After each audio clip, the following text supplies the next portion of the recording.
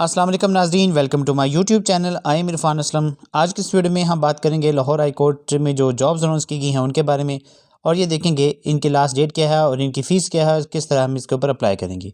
तो ये एक गोल्डन अपॉर्चुनिटी है क्योंकि लाहौर हाई कोर्ट का एक हाईली हैंडसम सैलरी पैकेज होता है और जॉब्स का जो सर्विस स्ट्रक्चर है वो भी बहुत ज़बरदस्त होता है।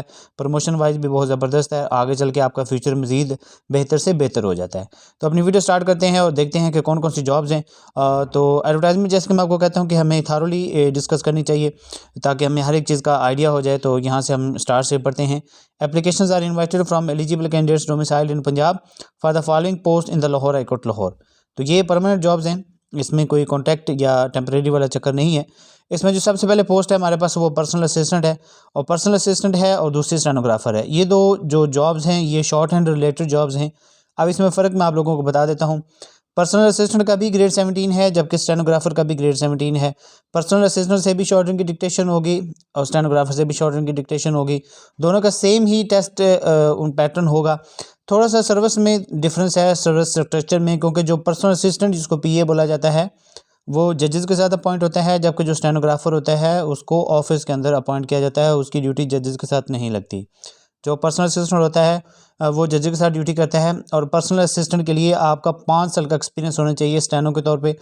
तो उसमें फ़र्क ये है कि स्टेनोग्राफर का जो ग्रेड 18 है वो 7 साल की सर्विस के बाद होता है, जबकि पीए के पास ये चांस होता है कि वो 5 साल सर्विस करने के बाद प्राइवेट सेक्रेटरी ग्रेड 18 का डायरेक्ट टेस्ट देकर प्राइवेट सेक्रेटरी भी प्रमोट हो सकता है। जबकि स्टेनो जो है BS 18 में रहेगा, लेकिन वो स्टेनोग्राफर ही रहेगा।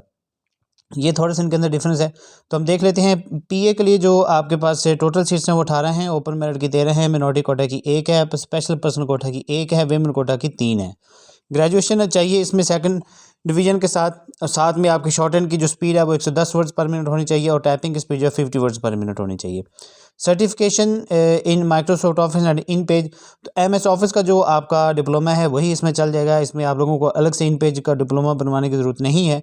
आप उसी के ऊपर अगर मेंशन करवा लें, आपके पास जो डिटेल मार्कशीट होती है जिसमें MS वर्ड लिखा जाता है, MS पावर पॉइंट लिखा जाता है, उसी के साथ ही अगर आप computer application and in page लिखवा लें तो भी काम चल जाएगा।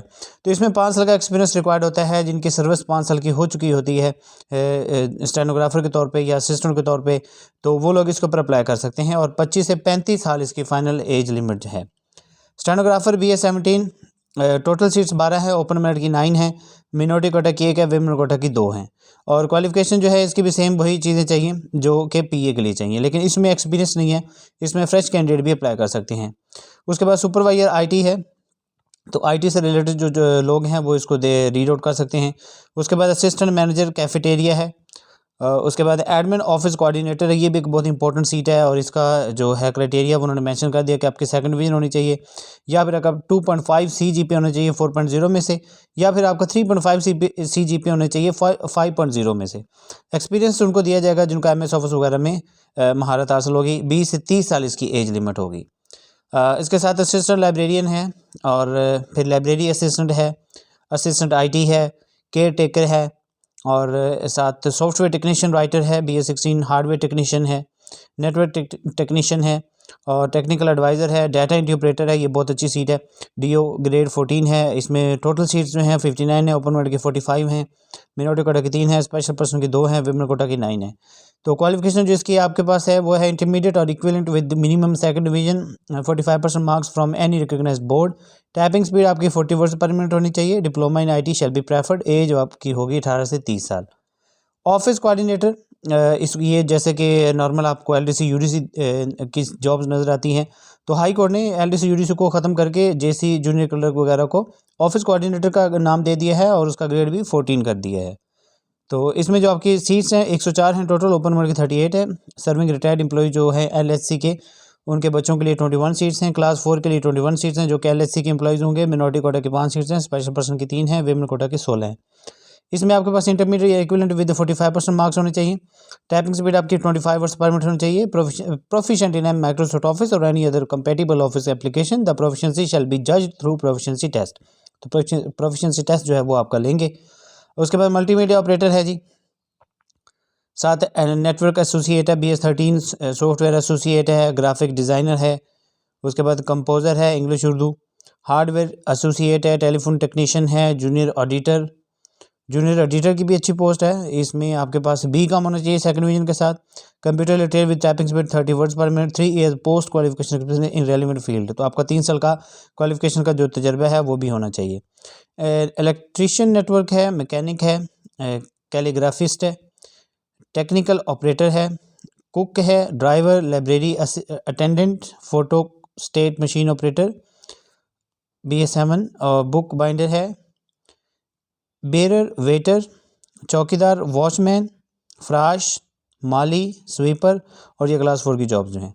ये आप एडवर्टाइजमेंट जो है ये आपको हाई कोर्ट की वेबसाइट से भी मिल जाएगी और वीडियो के डिस्क्रिप्शन में भी लिंक अवेलेबल है, वहाँ से भी आप डाउनलोड कर लें। अब हम इसके इंस्ट्रक्शन रीड आउट करते हैं कि इसके ऊपर अप्लाई कैसे करना है। इसकी जो लास्ट डेट है वो हमारे पास 20/12/2021 है। अप्लाई जो है वो ऑनलाइन होगा। आपने सिंपल LSC की वेबसाइट के ऊपर जाना है तो आपको मेन पे ही इनकी जॉब्स एडवर्टाइजमेंट वगैरह नज़र आ जाएगी। वहीं से आपने एक सिंगल क्लिक करना है तो आप लोगों ने उसके ऊपर ऑनलाइन अप्लाई करना है। लेकिन ऑनलाइन अप्लाई करने से पहले आपके पास इनकी जो फ़ी है वो आप लोगों ने फिल आउट करनी है, वो भी हम डिस्कस करते हैं। लेकिन इसका हम नंबर 2 पॉइंट देख लेते हैं। Age relaxation will be permissible to in service government employees under the Punjab civil servants recruitment. तो जो सर्विस में है मुलाजमीन उनको मिलेगी एज रिलैक्सेशन, बाकी जो उन्होंने मेंशन कर दी उतनी ही होगी, उससे ऊपर अब किसी को नहीं मिलेगी। तो कट ऑफ डेट जो है वो 20/12/2021 है।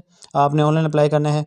The online application form must be completely filled with utmost care and furnish the correct details. No application shall be entertained to edit any content or information in online application after its submission. Incomplete application will be rejected forthwith.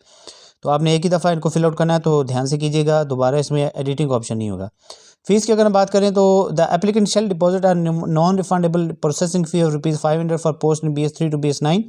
3 scale से लेकर 9 scale तक आपकी 500 रुपये fees होगी। 1500 रुपये आपकी fees होगी BS10 से लेकर BS15 तक, और 2000 रुपये फ़ीस होगी BS16 और से लेकर BS17 तक जो भी जॉब अनाउंस की गई हैं। BS16 एंड अबव के लिए 2000 रुपये फ़ीस है। तो जो लोग PA और स्टेनो के लिए अप्लाई करना चाहते हैं उनको 2-2 हज़ार अलग अलग फ़ीस जमा करवानी होगी। और आपका जो फ़ीस है वो MCB बैंक में हमने सिंपल जाना है, वहाँ पे आपने उनकी डिपॉजिट स्लिप लेनी है। डिपॉजिट स्लिप के ऊपर आपने ये चीज़ें मेंशन करनी है। इन चीज़ों के साथ आपने वहाँ पे फ़ीस जमा करवानी है और आपके पास जो MCB का चलान फॉर्म होगा वो आपके पास स्कैन कॉपी उसकी होनी चाहिए, क्योंकि बल्कि आप ओरिजिनल ले लीजिएगा उनसे, वो ज़ाहिर है आपको मिलेगा ही। आपने जस्ट मोबाइल से एक फ़ोटो बना लेनी है, उसका साइज़ आपने कम करना है, क्योंकि आप लोगों ने ये जो MCB की रिसीट है ये अपलोड करनी है। साथ आपने अपनी एक पिक्चर भी अपलोड करनी है। तो बाकी ये इंस्ट्रक्शंस रीड आउट कर लीजिएगा। इसमें जो लोग जॉब्स होल्डर हैं उनको NOC लेना पड़ेगा और NOC के साथ उनको अपना सर्विस स्ट्रक्चर वगैरह जो है वो भी अपलोड करनी पड़ेंगी। और आप लोगों ने अपने जो एप्लीकेशन है एप्लीकेशन का जो डिप्लोमा है उसकी डिटेल्स भी आपने डालनी है। तो ध्यान से ही फिल आउट कीजिएगा। जो चीज़ आप देखो फॉर्म के ऊपर फिल कर देंगे उनको देखते हुए आपका इंटरव्यू जो है वो कंडक्ट किया जाएगा। तो ये बाकी जो इंस्ट्रक्शंस है आप ये रीड आउट खुद कीजिएगा। तो ऑनलाइन जस्ट आपने अप्लाई करना है, उसमें आपने कोई भी हार्ड कॉपी यानी कि आपने जस्ट ऑनलाइन अप्लाई करना है तो उसका प्रिंट निकालना है, अपने लिए पास रखना है, उसको सबमिट करवाने की कोई ज़रूरत नहीं है। जो लोग NOC के थ्रू अप्लाई करेंगे उन्होंने वहीं पर ही अपना जो है NOC भी अपलोड करना है और अपना सर्विस स्ट्रक्चर वगैरह भी जो है उसके अंदर डिटेल सारी डालनी है। तो ये हैं जी जॉब्स हमारे पास। लास्ट में मैं आपको सैलरी पैकेज बता देता हूँ। PA का जो सैलरी पैकेज है राउंड अबाउट 1,30,000 1,30,000 से लेकर 1,40,000 तक है। और इसी तरह स्टेनोग्राफर का जो सैलरी पैकेज है वो भी इसी तरह ही है। सैलरी पैकेज बहुत अच्छा है हाई कोर्ट का, और सर्विस स्ट्रक्चर भी बहुत अच्छा है, प्रमोशन भी बहुत अच्छी है। इस हवाले से ये गोल्डन अपॉर्चुनिटी है। तो ऐसे तमाम कैंडिडेट्स जो कि क्राइटेरिया मीट करते हैं उनको ज़रूर अप्लाई करना चाहिए और इन जॉब्स के ऊपर ज़रूर अप्लाई करना चाहिए। इंशाल्लाह आपसे फिर मुलाकात होगी एक और वीडियो के साथ। तब तक के लिए मुझे इजाज़त दें। अल्लाह हाफ़िज़।